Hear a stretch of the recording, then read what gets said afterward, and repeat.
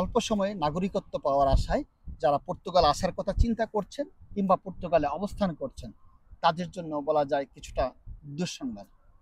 অর্থাৎ পর্তুগালের বর্তমান সরকার একটা প্রস্তাবনা নিয়ে এসেছে যে আগে যেটা হতো যে আপনি ওখানে সেফ এন্ট্রি দেওয়ার পরে কিন্তু এই ৫ বছর পরে পাসপোর্ট কিংবা এই যে নাগরিকত্ব পাওয়ার জন্য আপনি আবেদন করতে পারতেন, কিন্তু সেটা এখন পরিবর্তন করে সেটাকে ১০ বছরে উন্নতি করা হয়েছে।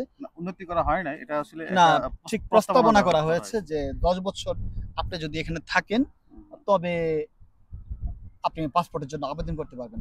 তো তবে শর্ত একটা আছে, আগে ছিল যখন সেফ এন্ট্রির পরে সময়টা কাউন্ট করা হতো, আর এখন যেটা করতেছে যে প্রথম টিআরসি প্রাপ্তির পরে, অতএব যারা প্রথম টিআরসি যেদিন পাবে তারপর থেকে ১০ বছর কাউন্ট করবে।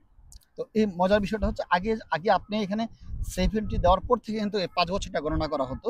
আর এখন যে প্রস্তাবনা যেটা এসেছে যে আপনি এখানে টিআরসি পাওয়ার পর থেকে ১০ বছর গণনা করা হবে, যেটা আসলে স্পেনের মতো অনেকটা করি যে একজন ব্যক্তি যদি ১০ বছর থাকে তাহলে কিন্তু সে শুধু পাসপোর্টের জন্য আবেদন করতে পারবে না, নাগরিকত্ব আবেদন করতে পারবে না। এখানে কতগুলো শর্ত আর নতুন আর অ্যাড করছে।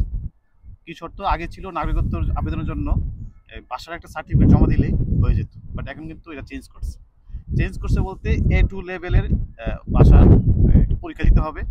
ইভেন সাথে ওদের যে কালচার আছে, অর্থনীতি, রাজনীতি, বিভিন্ন বিষয়ের উপর আরেকটা পরীক্ষা দিতে হবে, সেই পরীক্ষায় পাশ করতে হবে।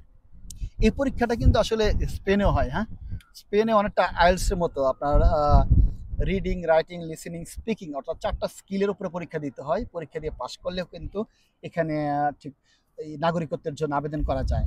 স্পেনের নিয়ম। ঠিক একইভাবে এই আপনার পর্তুগালেও কিন্তু ঠিক একই নিয়মটা চালু করতে যাচ্ছে। স্পেনেও কিন্তু আপনি কাগজ পাওয়ার ১০ বছর পরে আপনি আ নাগরিকত্বের জন্য আবেদন করতে পারবেন। তবে সেক্ষেত্রে আপনাকে পরীক্ষা দিতে হবে এবং পরীক্ষা দিয়ে পাশ করতে হবে ভাষার দক্ষতার উপরে। তো ঠিক একইভাবে পর্তুগালে কিন্তু বিষয়টা চালু করেছে। হ্যাঁ, পর্তুগালের যে চালু করেছে না, প্রস্তাবনায় আছে, কিন্তু যেটা হচ্ছে মানে এই প্রস্তাবনা হচ্ছে পার্লামেন্টের জন্য একটা প্রস্তাব উঠে, এটা নরমালি সব দেশেই এটার পক্ষে একটা ভোট কাউন্ট করা হয়। ম্যাক্সিমাম ভোট পড়লে এটাকে ওরা আইন হিসেবে পাস করে। কিন্তু পর্তুগালের যে সিচুয়েশন দেখা যাচ্ছে, পর্তুগালের যে সেগা পার্টি ওরা এটাকে অ্যাকসেপ্ট করছে। দ্যাট মিনস তাহলে মেজরিটি হয়ে যাচ্ছে এই আইনের পক্ষে। তো ধারণা করা হচ্ছে যে এটার বাস্তবায়ন হয়ে যাবে, এখনো হয় নাই, বাট শিওর এখনো বলা যাচ্ছে না, তো আশা করা যাচ্ছে।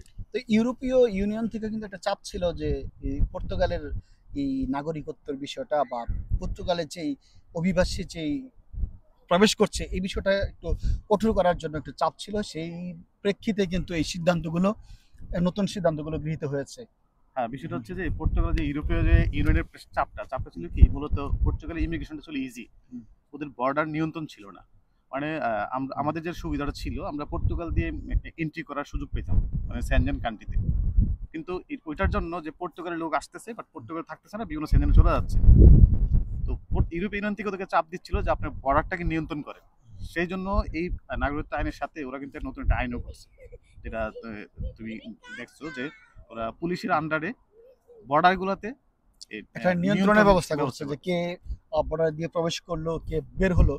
যদিও এই বিষয়গুলো একেবারে এখনো এই যে চালু হয়েছে এমন না, কিন্তু এটা প্রস্তাবনা রয়েছে।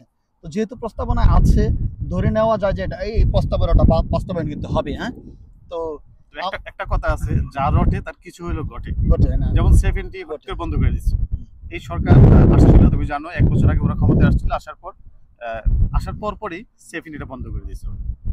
আরেকটা বিষয় অ্যাড করছে নাগরিকত্ব আইনের মধ্যে, আগে ওখানে কোনো সন্তান জন্ম হলেই ওই দেশ নাগরিকত্ব পেয়ে যেত। বাট এটা কিন্তু এখন চেঞ্জ করছে। ওইটা হচ্ছে ওই দেশ কোনো ওই সন্তানের পিতামাতা যদি পর্তুগিজ নাগরিক না হয়ে থাকে তাহলে দেখি ৩ বছর, ওই ৩ বছর স্থায়ী হওয়ার পরে, 3 বছর থাকার পরে তাকে নাগরিকত্বের জন্য। তো এই বিষয়গুলো কিছুটা হার্ড করা হচ্ছে, কিছুটা। তবে ভয়ের কিছু কারণ নাই, আমাদেরকে সময়টা একটু লম্বা হচ্ছে।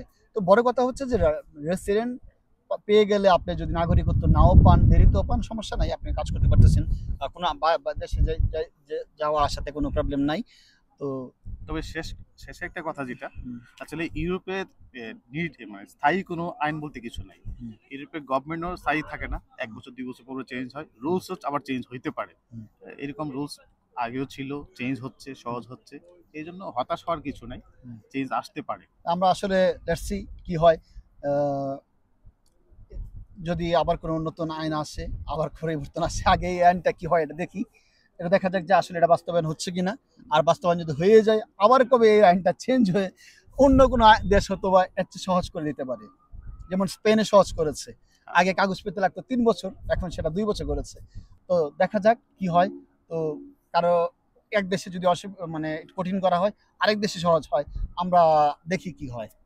তো সবাই ভালো থাকবেন, ভালো রাখবেন। টাটা। Good bye.